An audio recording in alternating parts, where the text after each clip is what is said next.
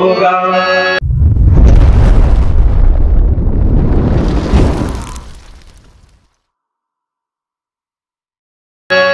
जो कृपा पात्र है ऋषियों का, वह कब किससे डर सकता है। जिस पर है कृपा, जिस पर है कृपा होती,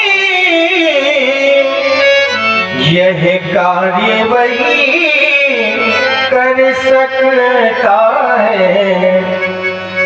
नाथ शंभो धनु भंजनिहारा, कोई है को एक दास तुम्हारा।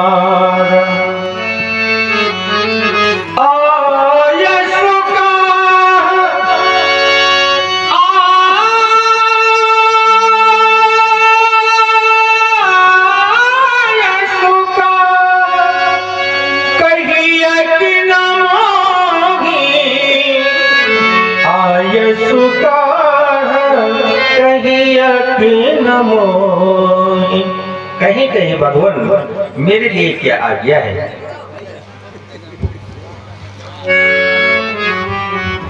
राम कह रहा है जिसने धनुष तोड़ा है उस पर ब्राह्मणों की बड़ी कृपा है। तो राम ये सही कह रहा है। बालक उठ के बैठो, पैर समेटो, ये समाज की तरफ पैर छीने बैठे। पुण्य में सुभग सुसंता धर्मशील,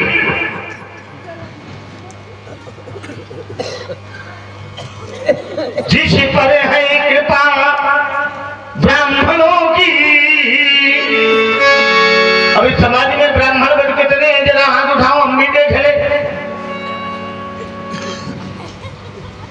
बस आज व्याख्या मिथिला में लगता है हमें बड़ा अथक परिश्रम करना पड़ेगा, तभी हमें धनुष तोड़ने वाला मिलेगा। क्योंकि जिसके ऊपर ब्राह्मणों ने हाथ रख दिया, फिर महाराज यमराज की सामर्थ्य नहीं है कि उससे विजय मिल जाए। निसंदेह धनुष तोड़ने में ब्राह्मणों का असीम योगदान है। क्योंकि ये बात राम कह रहा है, राम जन्म से लेकर ना अन्यतम अब तक राम ने झूठ नहीं बोला है। इसीलिए इस राम का एक नाम है सत्य संध। हेलो, राम कह रहा है धनु भंजनहार शंभुनाथ। हेलो, देखिए 20 मुद्राएं भार्गव जी के श्री चरणों में श्री पप्पू भैया दुबे ने अर्पण किए हैं। बहुत बहुत धन्यवाद। ये बालक कह रहा है धनु भंजनहार, धनु माने धनुष भंजनहार तोड़ने वाला शंभु भगवान शंकर नाथ स्वामी। जिसने धनुष तोड़ा है वह हमारे प्रभु भूत भामन भगवान चंद्रमौल का स्वामी है। तो जब वो स्वामी है राम, तो हुई है क्यों, हुई है माने होगा, और क्यों माने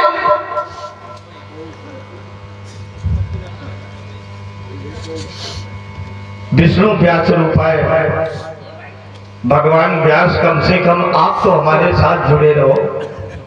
ये पूरी बावरी समाज तो धनुष तोड़ने वाले के साथ जुड़ गई है।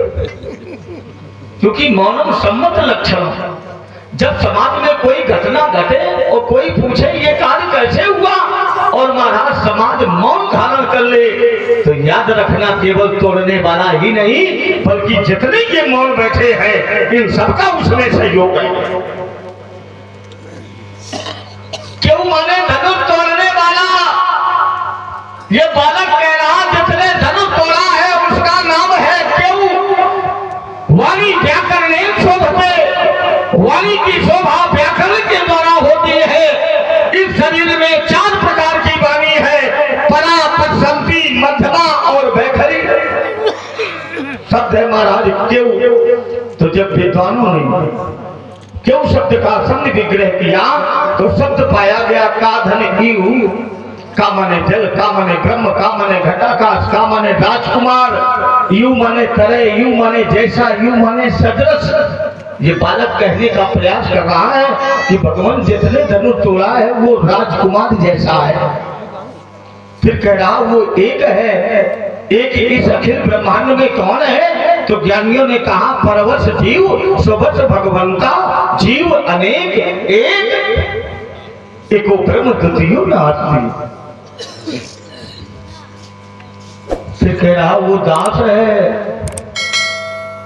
ये ठाकुर पैकड़ा पर पैकड़ा बदल रहा है और फिर भी ये ब्राह्मण पूरा इसके प्रति समर्पित है। ये बात हमारे समझ में आ नहीं रही।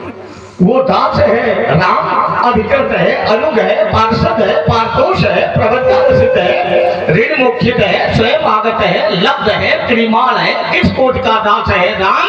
तुम्हारे द्वारा आज्ञा मांगी जा रही है तो सिद्धांत बना है आयस सब न सुशाही सेवा, आज्ञा मांगने के समान दूसरा कोई सेवक नहीं होता। अतो जी जो करई शिवकाई, अरे करनी करी करिए लदाई।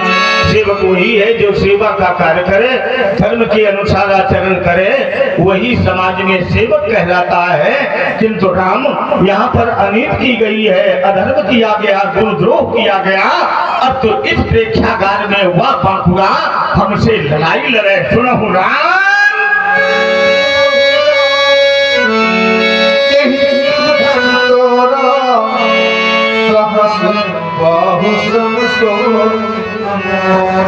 राम सुनो, जितने भी धनुष तोड़ा है वो साधारण नहीं है, वो कार्तवीर अर्जुन की सहस्त्र भुजाओं के समान मेरा बैरी है। जिस प्रकार से मेरे द्वारा क्षण मात्र में उसके 1000 भुजा को छेदा गया, आज धनुष तोड़ने वाले की भुजाओं को मैं छेदूंगा।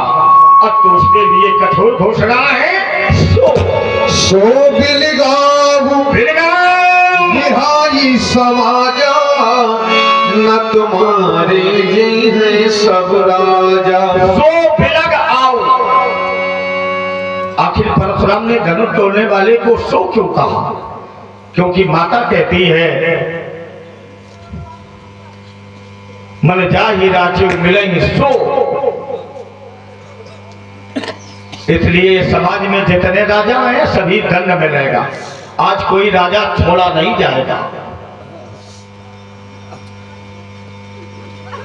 ये हमारी घोषणा है। अब निर्णय आप ले। मैं सब देख भी रहा हूं और मैं सब समझ भी रहा हूं। सहसा विधितम क्रिया न विधिज्ञम। अकस्मात अकेले कोई निर्णय लेता है तो अंत में उसके हाथ में पछताना ही लिखा है। कहें व्यास जी, आप सांकेतिक भाषा का प्रयोग करें। सोनी मोनी वचन लखन मुस्कानी, बोले परसों करही अपमानी, बोले परसों धरही अपमानी।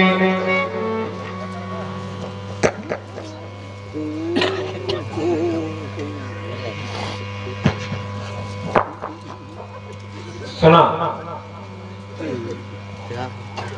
आप सभी लोगों ने श्री भार्गव परशुराम जी की वाणी को धनुष तोड़ने वाले के विरोध में श्री परशुराम जी की एक घोषणा हो गई, जिन शिवधनु तोड़ा सहस बाहु सम सोरिक मोरा, सो बिलगाओ बिहाई समाजा न तुम्हारे जय है सब राजा। धनुष तोड़ने वाला सो बिलग आओ समाज से अलग होकर आ जाए, अथवा बिहाई समाजा समाज ही उसको छोड़ करके अलग हो जाए। यदि ऐसा नहीं किया गया तो फिर समस्या राजाओं के लिए है और राजाओं में भी एक दो राजा नहीं मारे जिन्हें सब राजा, सभी राजा मारे जाएंगे। कब? जब धनुष तोड़ने वाला अलग नहीं होगा तब। मैं विचार करने लगा, कुछ समय पूर्व जब यही धनुष नहीं टूटा था तब महाराज जनक व्याकुल थे।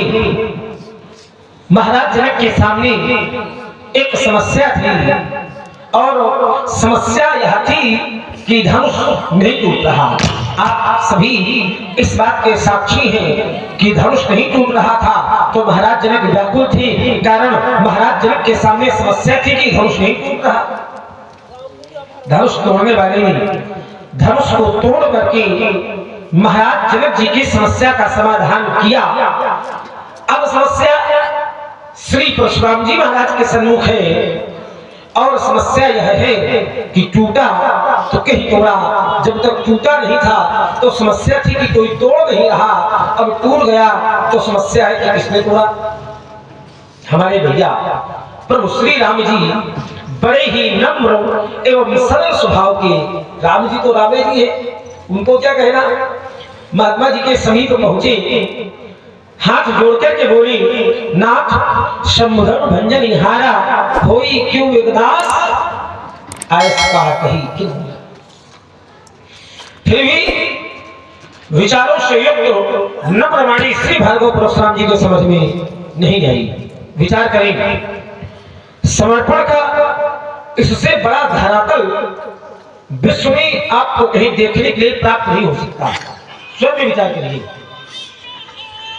अगर समाज में कोई बहुत छोटा सा कार्य करता है, बहुत छोटा सा कार्य, और कोई आकर के पूछता है कि ये कार्य किसने किया, ध्यान दीजिए, समाज में कोई व्यक्ति बहुत छोटा कार्य करता है और जब कोई आकर के पूछता है कि यह कार्य किसने किया तो वह व्यक्ति बड़े गर्व के साथ में कहता है कि यह कार्य मैंने किया। इस कार्य को करने वाला मैं हूं। कार्य पीछे हो जाता है, मैं आगे हो जाता है।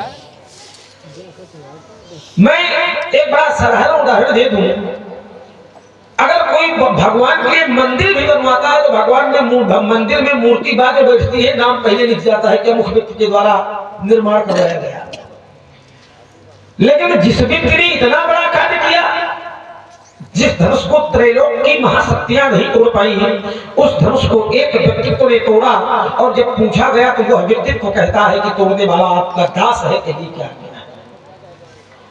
समर्पण का